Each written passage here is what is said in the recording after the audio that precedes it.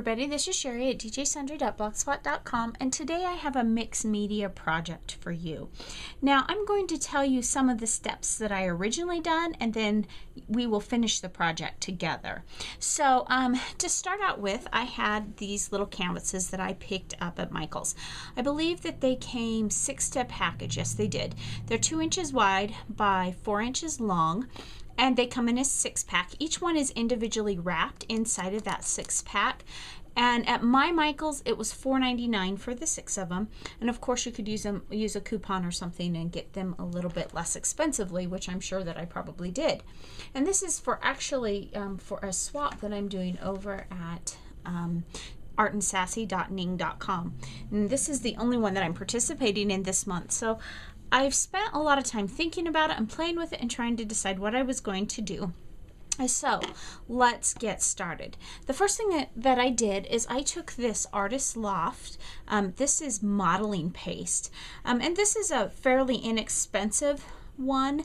When I was looking at the modeling paste, it comes at all different price levels and cost. And because I'm not using it for a lot of art, I just wanted a very small amount, and I think this is the smallest I found it at my local Michael's. So I used that, and what that does is it creates some texture on your piece. I took a mask that I had purchased, and this is a Heidi Swap mask, and sorry, I've got it buried over here on the side of my desk. And I used it. Now this mask is designed to be used with sprays and stuff, but I decided I wanted the chevron, and I wanted it to just go over part of my canvas. And so I just set it over the edge, and I went over it with modeling paste in the place that I wanted it.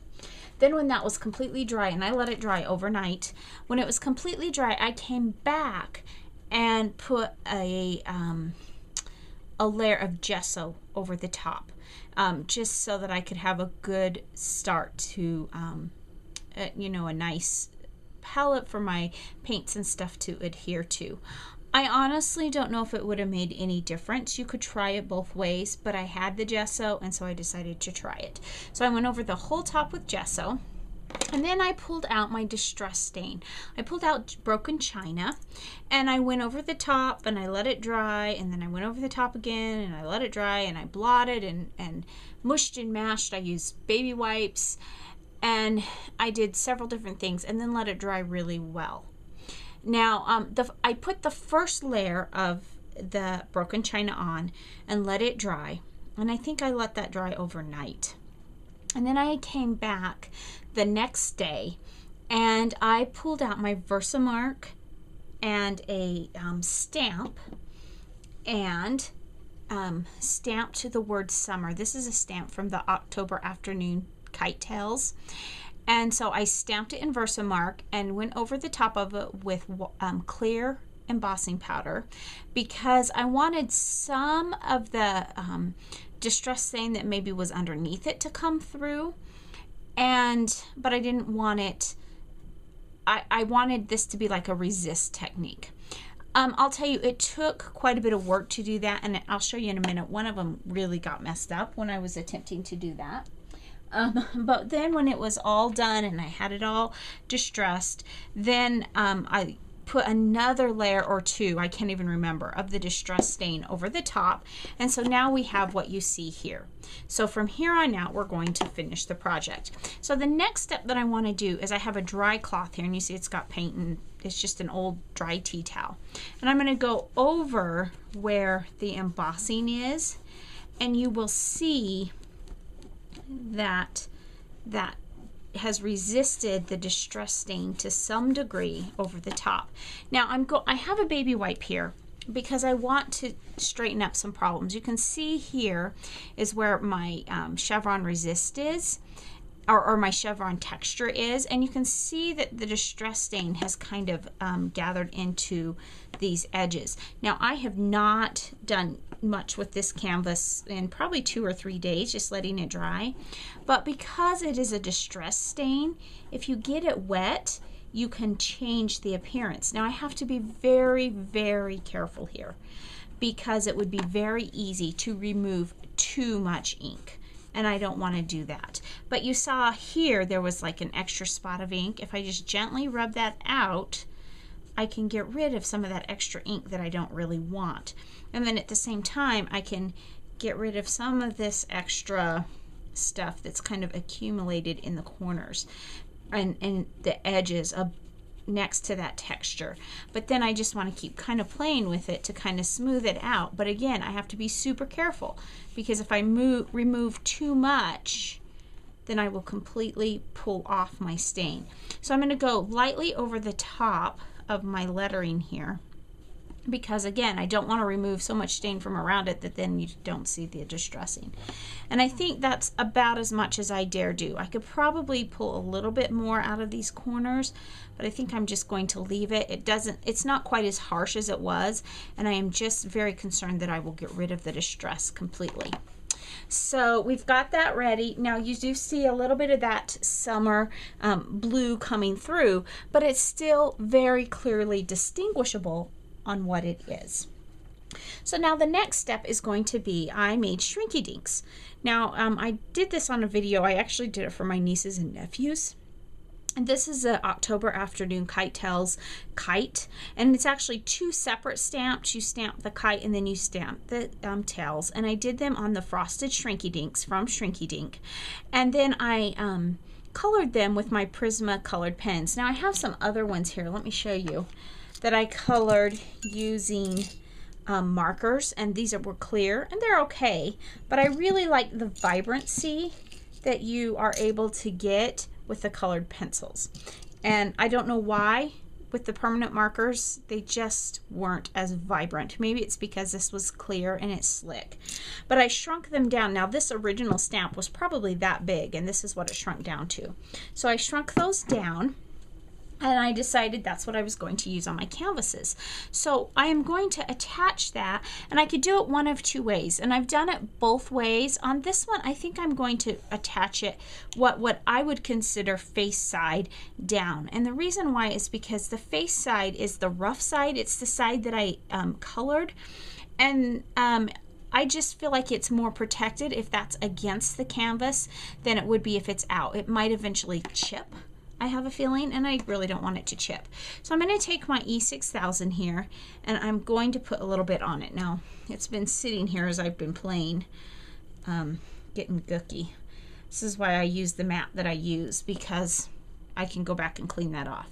Now, I don't want a lot, because I discovered on the very first one that I put a little bit too much. It doesn't take much, and E6000 is actually what some of the shrink wrap films suggest you use with shrink wrap, just because it adheres so well. But I don't want too much because it pokes out from underneath, as I discovered a little while ago. So I'm going to just put this kind of actually this way, and then I'm going to press that down and just hold that into place. Just because my Shrinky Dink is slightly bowed in the middle, and I want to get a good adhesion down. I have my pick here that I've set on the side, and where those little bits of E6000 are peeking out, I just want to remove those just because I don't want the glumpiness coming through. And then I will just hold that into place. And I'm not going to say that it's going to be dry when I'm done holding it into place, but my goal is just to have a good adhesion down.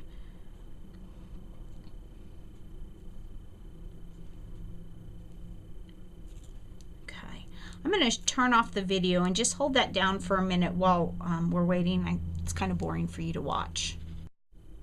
Okay, so I'm back, and it's all adhered down. I actually had to remove it and add some extra glue, so I didn't have quite enough in the middle where it was bowing. So now we're going to finish up our little canvas here, and I decided I really wanted to think summer and fun and sun and just getting outside and playing. And so my original thought to do next was to take these stickles from Ranger. There is not a name on these, but it's just a really super bright yellow. And I thought, oh, how fun that would be. And I decided to pull out my sunflower ribbon from 3 Girl Jam. And so this is actually from the fall pack.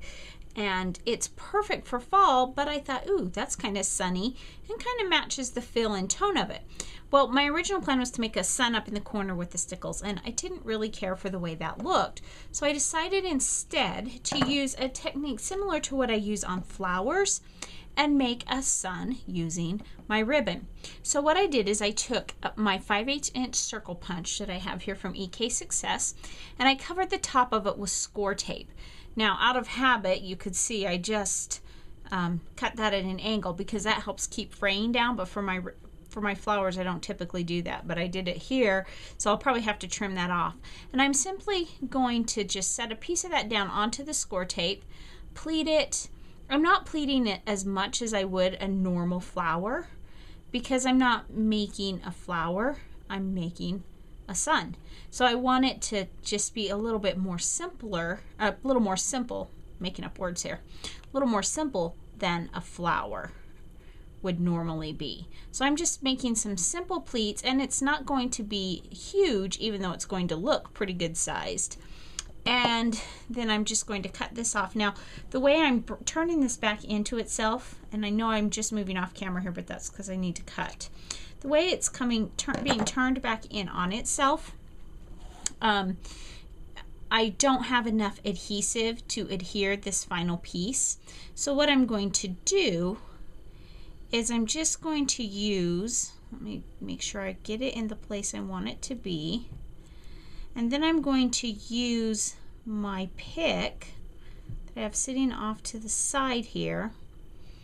And I just kind of play with it and mold it till I get the shape that I want. And I'll take my pick. I'm just going to dip it in my E6000, which also is just off to the edge to the right of the camera. I'm going to pick up just a tad bit of that E6000. Looks like I'm going to have to get a little more coming out. Just pick a tad bit up with my pick, and I'm going to put that down just to kind of adhere that. And I'm going to cover it up so you won't see the E6000, which dries clear anyway. But I just need that little bit of adhesion down on my flower, or in this case, it's going to be my sun. And this one's, I should probably cut it just a tad bit too small, but that's okay, I can make it work. So I learned how to make flowers using this similar technique from a design team sister, Scrap and Abby over at 3 Girl Jam, and she does have a YouTube channel, and I will put it down in the comments below because she really makes beautiful, beautiful flowers. And I learned how to make flowers from her, and I thought, well, why wouldn't this work to make a sun? And so I'm not using, it's a similar technique. It's not exactly the same, but like I said, we're just going to use it to make our sun. My fingers are starting to stick to it, but that's okay. Okay, so now we have that all kind of smushed, and then I have these this bling that I picked up at Michael's, and I was at Michael's a couple days ago. At least my local Michael's still has these in their dollar spot. I can't. My Michael's has 2 different dollar spots, and most of the things aren't $1. They're either $1.50 or $2 or something like that. Mine has a long line of them at the heading to the cash register, and then it has another section in the back where they have like a lot of kids crafts. Since I have E6000 here, by the way, I'll take a break. I'm just grabbing it because I've got some dripping here, and I'll just glue that down just up in the corner, just like that. So we have our kite, and this one is flying up to the sun. I've got it kind of hanging off the edge. And then as a finishing touch, what I'm going to do is I'm going to take a little bit of stickles here, just put it down on my mat, and then I have a paintbrush, and I'm just dipping it gently in the paintbrush, and I'm just gonna put little bits of it throughout the canvas just to add a little bit of sparkle. You see sparkle, you see a little bit of that yellow sparkle coming through, and not much. I don't want lots. I just want enough to be sunny and bright. So back to where I can get these pearls. So my Michael's has one, a line of different dollar spots. It has everything from pens and pencils and nail files to this type of bling and different charms. And then there's a section where they also have the kids aisle. So check both of them out because it's a pretty inexpensive pack, and it's filled with quite a large amount of different bling. You know, it's got both the pearlized bling as well as the more sparkly, almost rhinestone-like bling.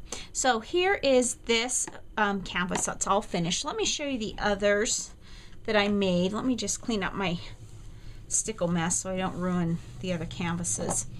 They're pretty similar, or they are similar. They're pretty much the same. The ones that I'm using for the swap are pretty much the same, and I'll just set them here. And they're these three. Now the fourth one is the one that I kind of messed up on, and I played with, and actually my daughter said she liked this one better. This one, the kite is at the bottom, and the reason why is because when I did, my image would not stamp cleanly. The powder wouldn't stick correctly, and so I wiped it off before I heat set it, so hopefully it wouldn't resist, and I was going to start all over again, but it still created a bit of a resist. So instead, I stamped up here the word summer, and this is in London Fog Memento ink, and so it looks a little bit different. I'm not thrilled with this one. This is the one I keep for myself, and these are the three that I'm sending for the swap. So we've got some gorgeous 3 Girl Gem sunflower ribbon. We've got a little bit of bling, a little bit of shrinky dink, stamps, lots of texture and feel to this, and I am ready to get it mailed off to my swap. So thanks so much for stopping by today, and remember, take some time to enjoy the little things, whether it's a nice sun or if you're getting rain right now, enjoy the rain. Have a great day. Bye.